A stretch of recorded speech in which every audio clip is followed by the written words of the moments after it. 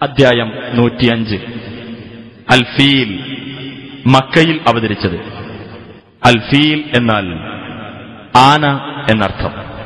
പരിശുദ്ധ കഅബ തകർക്കാൻ ആനപ്പടയുമായി പുറപ്പെട്ടവർക്ക് അല്ലാഹു കടുത്ത ശിക്ഷ നൽകിയ സംഭവം വിവരിച്ചതുകൊണ്ടാണ് ഈ അധ്യായത്തിന് ഇപ്രകാരം പേര് നൽകപ്പെട്ടത്. ബിസ്മില്ലാഹിർ റഹ്മാനിർ റഹീം.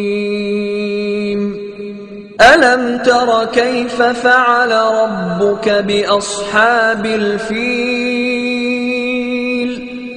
ആനക്കാരെ കൊണ്ട് നിന്റെ രക്ഷിതാവ് പ്രവർത്തിച്ചത് എങ്ങനെയെന്ന് നീ കണ്ടില്ലേ?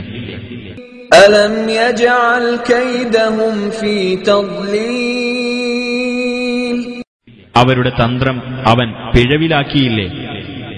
വഅർസല അലൈഹിം ത്വയ്റൻ അബാബീൽ. കൂട്ടം കൂട്ടമായിക്കൊണ്ടുള്ള പക്ഷികളെ അവരുടെ നേർക്ക് അവൻ അയക്കുകയും ചെയ്തു. തർമീഹിം ബിഹിജാറത്തിൻ മിൻ സിജ്ജീൽ. ചുട്ടുപഴുപ്പിച്ച കളിമൺകല്ലുകൾ കൊണ്ട് അവരെ എറിയുന്നതായ.